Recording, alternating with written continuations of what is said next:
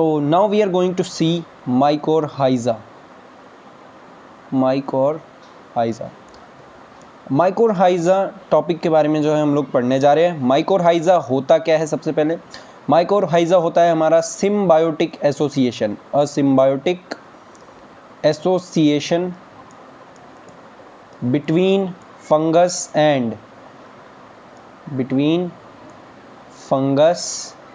and young roots of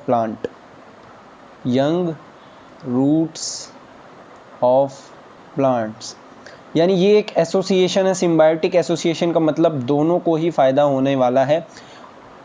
ये एक association है जिसके अंदर फंगस और जो है यंग रूट्स जो होते हैं प्लांट्स के, वो जो है एक दूसरे की मदद करते हैं, एक दूसरे के लिए कुछ ना कुछ चीज़ जो है प्रोवाइड कराते हैं। तो आइए देखते हैं कैसे होता है ये। इसके अंदर क्या होता है, जो हमारा फंगाई होता है इन दिस टाइप, जो हमारा फंगाई का हाइफे होता है। अगर आप हाइफे के बारे में नहीं जानते कि हाइफे क्या होता है, तो मैंने अपनी बायोलॉजिकल क्लासिफिकेशन जो लेक्चर बनाया है उसका लिंक मैं आपको नीचे डाल दूंगा। उसके अंदर जो आप स्पेशली फंगाई पार्ट को ज़रूर देखें। जो हमारा हाइफे होता है फंगाई का, वो एक एक्सटेंसिव नेटवर्क बनाता है। Forms extensive network around roots and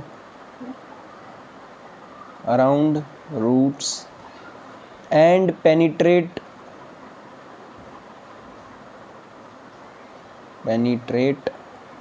root cells. तो जैसा कि हमें पता है कि ये जो है हमारी कुछ तरीके से इस तरीके से जो है रूट की सेल्स होती है, रूट हेयर्स होती है। तो जो इसके हाइफे होते हैं वो इसके चारों तरफ ऐसे लगने शुरू हो जाते हैं, पूरा इसको जो है एक तरह से कवर कर लेते हैं। तो जो हाइफे इसको कवर कर लेते हैं, तो हाइफे जो है दो तरीके के होते हैं जो कि मैंने आपको पढ़ा भी रखा है। इसको कवर करके जो है इसके सेल्स के अंदर जो है ये पेनिट्रेट होते हैं, धीरे धीरे जो है इसके अंदर जाते हैं। और जब ये इसके अंदर इस तरीके से जाते हैं, मैं इस डायग्राम को इरेज कर देता हूँ यहाँ से। तो इस तरीके से जब ये नेटवर्क बना के इसके रूट सेल्स के अंदर पेनिट्रेट होते हैं, तो इससे फ़ायदा क्या होता है? इससे फ़ायदा ये होता है कि जो फंजाई होती है वो इंक्रीज़ कर देती है सरफेस को for absorption of water and minerals.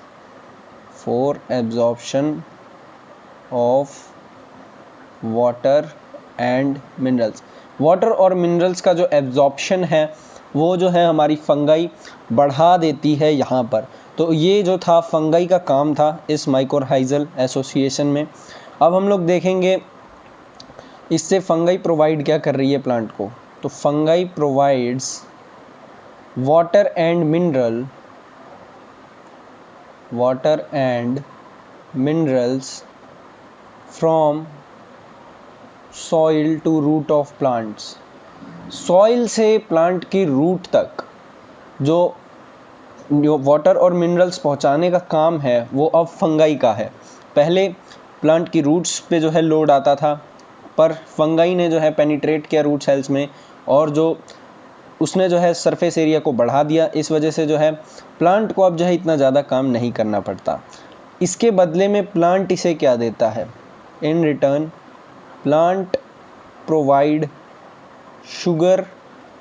Plant जो है फंजाई को शुगर और उसके साथ साथ नाइट्रोजन कंटेनिंग कंपाउंड्स देता है, टू फंजाई। फंजाई को नाइट्रोजन वाले जो कंपाउंड्स हैं वो प्रोवाइड करता है।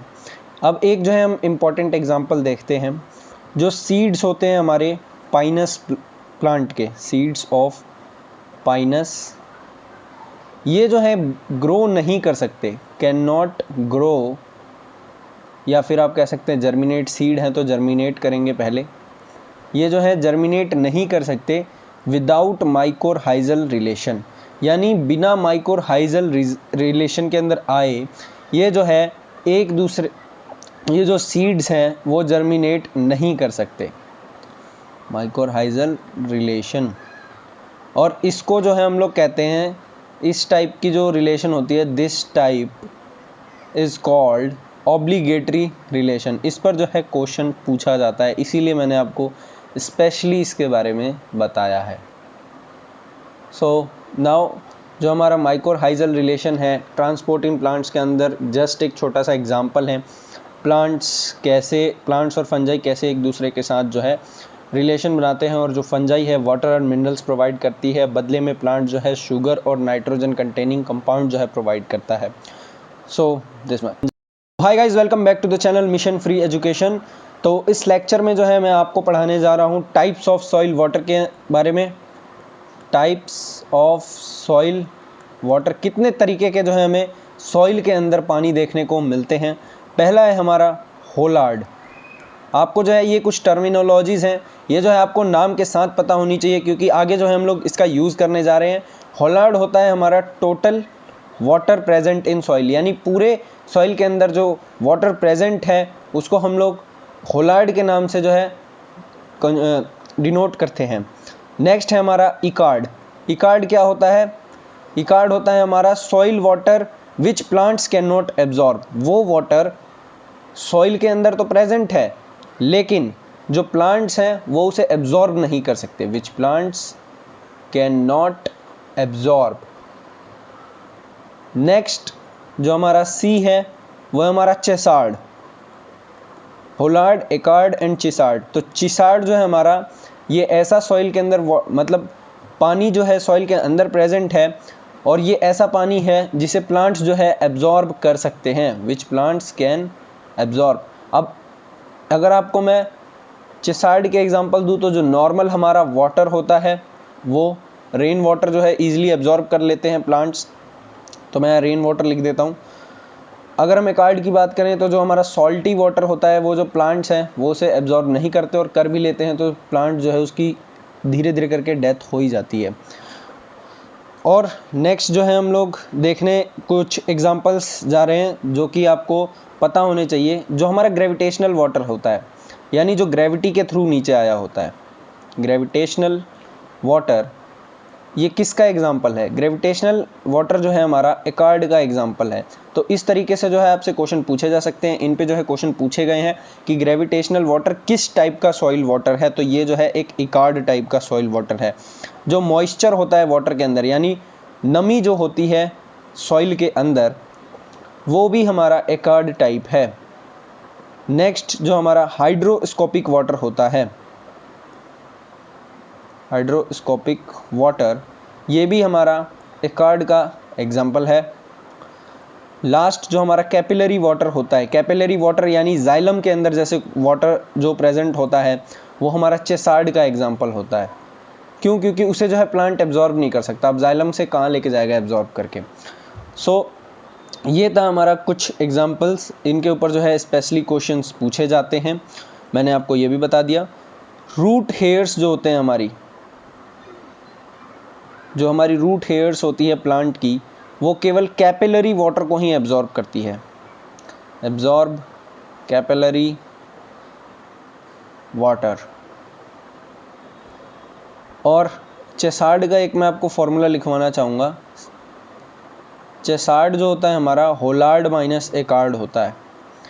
चेसार्ड इज इक्वल टू होलार्ड माइनस इकार्ड। इसका मतलब ये है कि अगर हमें पता करना होगा कि कितना पानी प्लांट एब्जॉर्ब नहीं कर सकता, तो उसके लिए हम देखेंगे टोटल पानी कितना प्रेजेंट है सॉइल में, और उसमें से जो है माइनस कर देंगे कितना पानी प्लांट एब्जॉर्ब कर सकता है, तो वो जो है हमारा इकार्ड आ जाएगा। एक सिंपल सा फॉर्मूला है, कोई भी बड़ी चीज़ नहीं है। नेक्स्ट जो है मैं आप लोगों को सिखाने जा रहा हूँ factors affecting absorption of water and minerals from soil by root और रूट हेयर्स।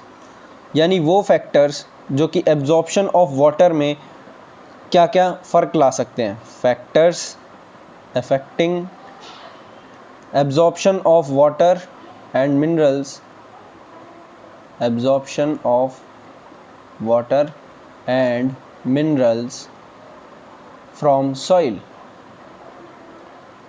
तो उसमें जो हमारा पहला फैक्टर है वो है हमारा सॉइल टेम्परेचर, यानी पानी का जो टेम्परेचर है वो क्या है, उस पर भी जो है डिपेंड करता है। तो सॉइल टेम्परेचर में से हमारा पहला पॉइंट है absorption increases with increase in temperature up to 30 degree Celsius. Absorption increases with increase in temperature with up to 30 degree Celsius. यानी अगर 30 डिग्री सेल्सियस तक जो है अगर टेम्परेचर बढ़ता है तो उसके साथ साथ जो हमारा एब्जॉर्प्शन का रेट है वो भी बढ़ता है, लेकिन 30 डिग्री के बाद जो हमारा रेट होता है it decreases beyond 30 degree centigrades. यानी 30 डिग्री सेंटीग्रेड्स के बाद जो है हमारा एब्जॉर्प्शन का रेट जो होता है वो भी डिक्रीज करना शुरू कर देता है। लेकिन 30 डिग्री तक टेम्परेचर बढ़ रहा है तो हमारा एब्जॉर्प्शन बढ़ेगा, 30 डिग्री के बाद जो है एब्जॉर्प्शन जो है डिक्रीज हो जाएगा। और एक और पॉइंट जो है 0 डिग्री सेंटीग्रेड्स पर जो हमारा एब्जॉर्प्शन होता है वो पूरी तरीके से बंद हो जाता है, स्टॉप्स। अब नेक्स्ट फैक्टर जो कि इफेक्ट करता है हमारे एब्जॉर्प्शन में वो है सॉल्टी सैलिनिटी, सॉल्ट सैलिनिटी यानी नमक का कितना कंसंट्रेशन होना। एब्जॉर्प्शन डिक्रीजेज इन हाईली सलाइन सॉइल। बस यही पॉइंट जो है लिखना है मेरे को, इसी से आपको जो है समझ आ गया होगा। यानी जितना ज़्यादा पानी जो है खारा होगा उतना ज़्यादा जो है एब्जॉर्प्शन जो है वो कम होएगा, और वो पानी सॉइल के अंदर खारापन होने से जो सॉइल होती है वो ड्राई होती जाती है। यह आपको बात ध्यान रखनी है। थर्ड जो एब्जॉर्प्शन के ऊपर इफेक्ट डालेगा वो है अवेलेबिलिटी ऑफ वाटर, यानी पानी जो है कितना प्रेजेंट है, availability of soil water, soil के अंदर पानी कितना प्रेजेंट है। इसमें तो आपको सीधा सीधा पता ही होगा कि एब्जॉर्प्शन जो है वो बढ़ जाएगा, absorption increases with increase with increase in availability. जितना ज़्यादा पानी होगा उतना ज़्यादा ही जो है एब्जॉर्प्शन बढ़ जाएगा। एब्जॉर्प्शन जो है कि जब हमारा जो वाटर है सॉइल के अंदर अगर वो कम हो जाता है हमारा वाटर ऑफ रूट्स के मुकाबले, यानी रूट्स में जितना पानी है उससे भी कम पानी हो जाता है अगर हमारी सॉइल के अंदर, तो जो है हमारा परमानेंट विल्टिंग हो जाएगी। और इसका मतलब होता है, परमानेंट विल्टिंग होने का मतलब है कि जो हमारा एब्जॉर्प्शन होगा वो हमेशा के लिए रुक जाएगा। नेक्स्ट जो हमारा फैक्टर इफेक्ट करता है वो है availability of oxygen in soil, availability of oxygen in soil, यानी कितना ऑक्सीजन जो है वो प्रेजेंट है सॉइल के अंदर। तो इसको हम लोग जो है ऑक्सीजन की अवेलेबिलिटी को एरेशन कहते हैं। तो जो हमारा एब्जॉर्प्शन है वो हमेशा बढ़ेगा in well aerated soil. Aerated soil का मतलब है वो सॉइल जिसके अंदर ऑक्सीजन कंटेंट जो है काफ़ी अच्छा है। जो हमारा एब्जॉर्प्शन है वो इसी तरीके से कम भी हो जाएगा अगर जो हमारा सॉइल जो है वो डल है, डल एरेटेड सॉइल है, यानी अच्छे से ऑक्सीजन कंटेंट जो है अगर उसके अंदर नहीं है तो जो हमारा एब्जॉर्प्शन है वो भी जो है कम हो जाएगा।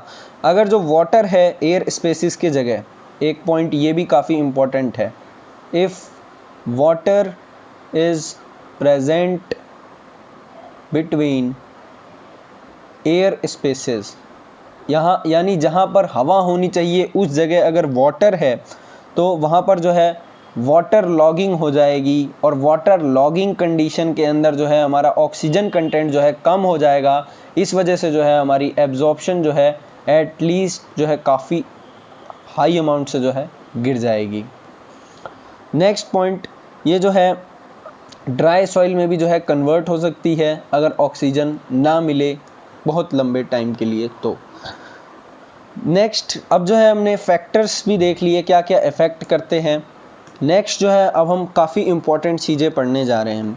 हम जो है देखने जा रहे हैं water movement up a plant, यानी जो पानी होता है वो किस तरीके से जो है अप जाता है।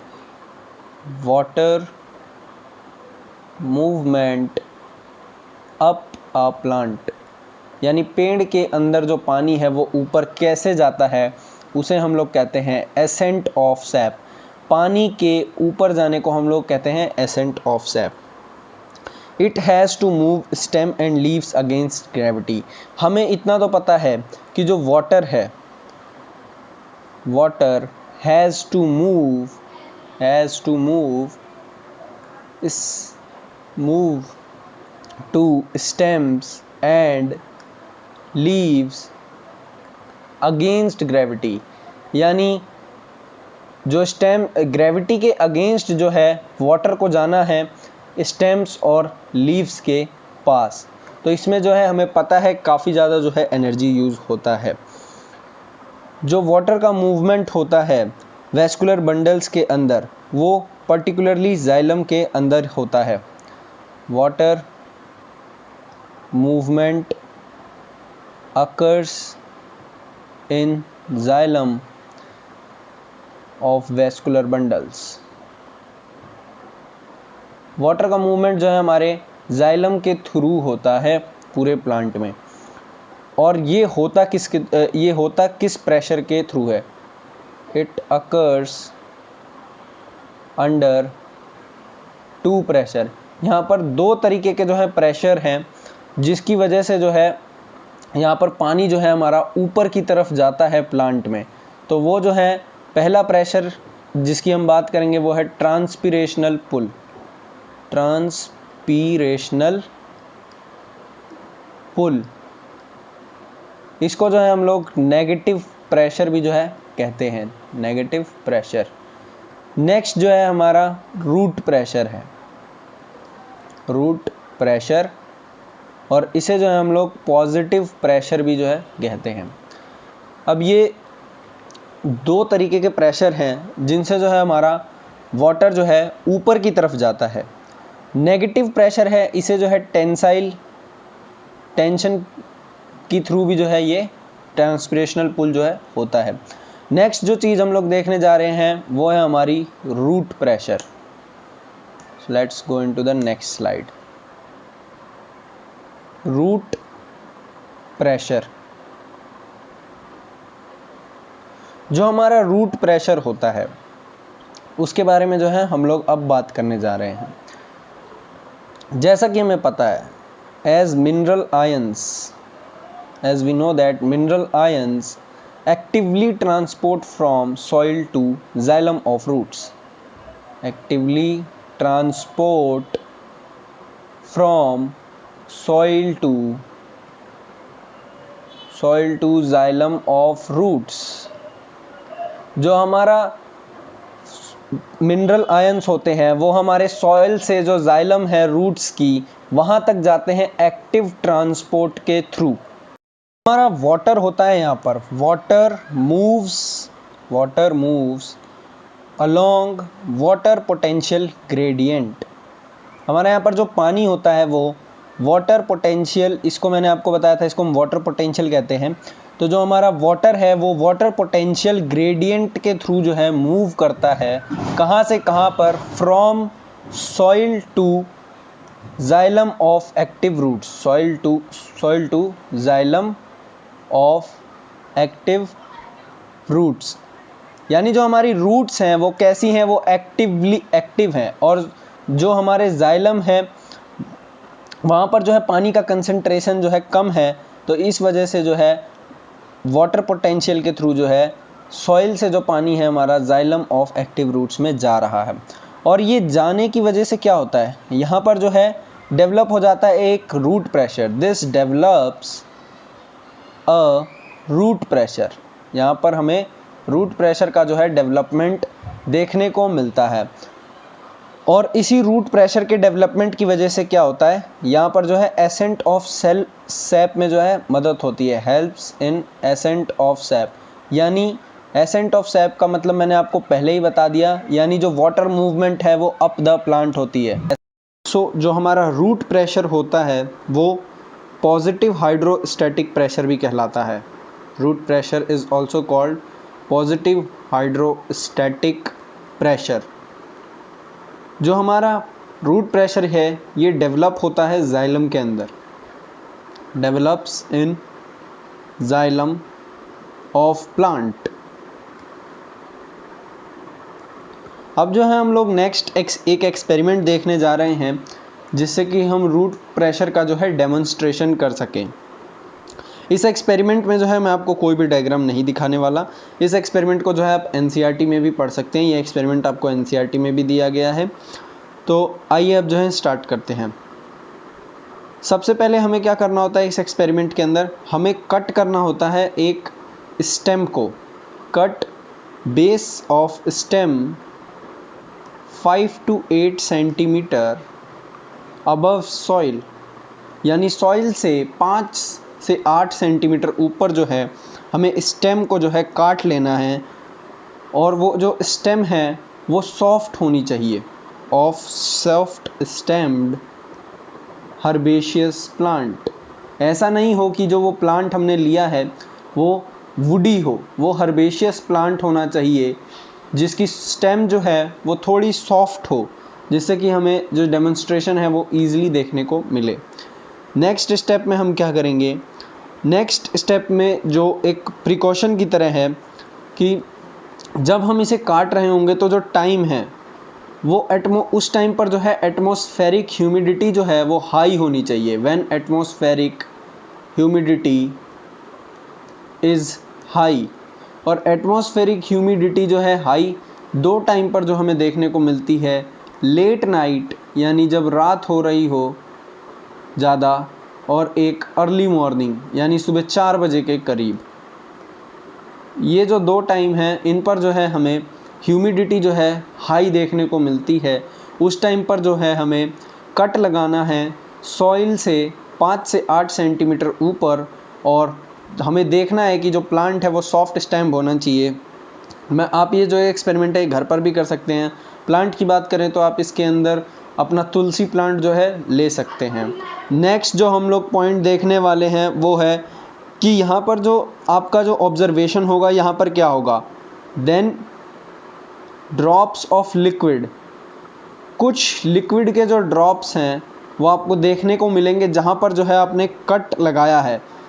और वो जो लिक्विड होगा हम उसे कहते हैं एक्सोडेट, उस लिक्विड को कहा जाता है एक्सोडेट।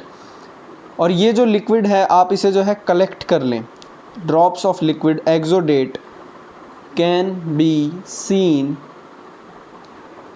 Eight the point of cross section, जहाँ पर हमने उसे काटा है उस पॉइंट पर जो है हम देख सकते हैं एक्सोडेट को। तो वहाँ पर क्या होगा, इस जो हमने एक्सोडेट देखा है यहाँ से हम दो चीज़ें मेज़र कर सकते हैं। यहाँ पर जो है हम रेट ऑफ एक्सोडेशन जो है मेज़र कर सकते हैं, यानी किस रेट से जो है वहाँ से लिक्विड बाहर आ रहा है, तो उसे जो है हम लोग कहेंगे रेट ऑफ एक्सोडेशन। इसे जो है हम लोग मेज़र कर सकते हैं। और साथ में जो है हम इस एक्सोडेट का जो हमें लिक्विड मिला है हम जो है उसकी कॉम्पोजिशन भी चेक कर सकते हैं, और इससे हमें पता लगेगा कि उसके अंदर क्या क्या देखने को मिलता है। उसके बाद नेक्स्ट पॉइंट जो है, यहाँ पर हमें मैग्नीट्यूड ऑफ रूट प्रेशर भी देखने को मिलेगा। रूट प्रेशर भी जो है हमें यहाँ पर देखने को मिलेगा। तो जो रूट प्रेशर का मैग्नीट्यूड होगा, बेसिकली हमने रूट प्रेशर के डेमोन्स्ट्रेशन के लिए ही ये एक्सपेरिमेंट किया है। तो यहाँ पर जो रूट प्रेशर का हमें मैग्नीट्यूड मिलेगा वो हमें 1 से 2 ATM देखने को मिलेगा। अब ये जो लिक्विड बाहर आ रहा है यही इस चीज़ का प्रूफ है कि जो है रूट प्रेशर होता है, क्योंकि हमने ऊपर से स्टेम काट दी है तो कोई भी ट्रांसपिरेशनल पुल तो लग नहीं सकता। तो एक ही प्रेशर बचता है, दैट इज़ रूट प्रेशर, जिसकी वजह से जो ये एक्सोडेट है वो बाहर आ रहा है। और यही इस बात का प्रमाण है कि जो रूट प्रेशर है वो लगता है प्लांट के जाइलम के अंदर। और बट जो रूट प्रेशर होता है हमारा, it can only raise water column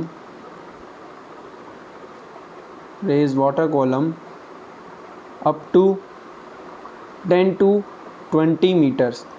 यानी जो वाटर कॉलम है, जो पानी है जाइलम के अंदर, ये केवल 10 से 20 मीटर की ऊंचाई तक ही लेके जा सकता है, उससे ऊंचाई पर नहीं लेकर के जा सकता। उसके लिए जो है ट्रांसपिरेशनल पुल जो है काफ़ी काम आता है। तो हमने जो है ये एक्सपेरिमेंट देख लिया। नेक्स्ट जो हम देखने जा रहे हैं, favourable conditions for development of root pressure, यानी वो क्या कंडीशंस है जिनमें जो रूट प्रेशर है वो अप्लाई होगा। तो सबसे पहला जो है वो है हमारा लो ट्रांसपिरेशन रेट। जो ट्रांसपिरेशन हो रहा है वो बहुत ही कम होना चाहिए।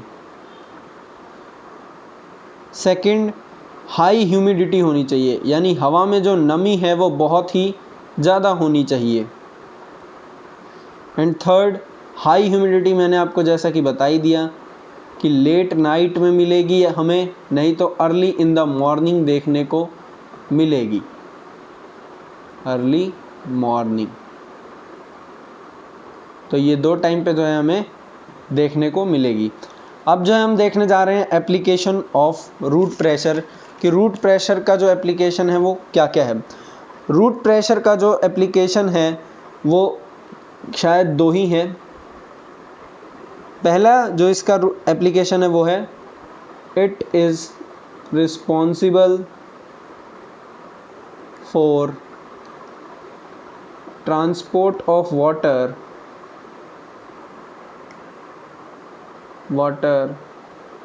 column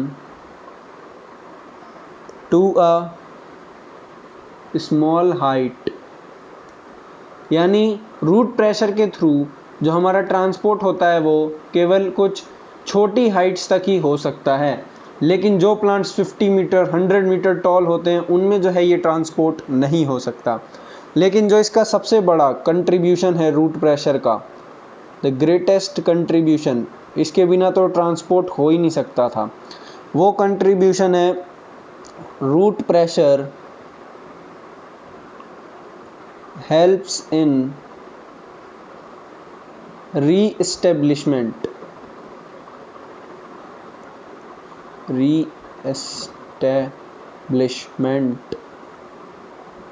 of continuous chain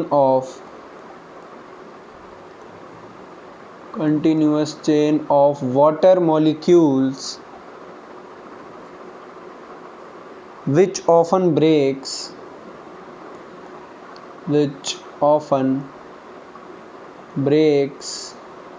due to tension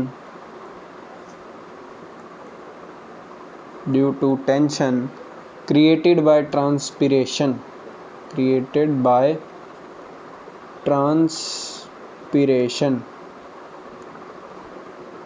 तो अब मैं आपको ये लाइन समझाता हूँ।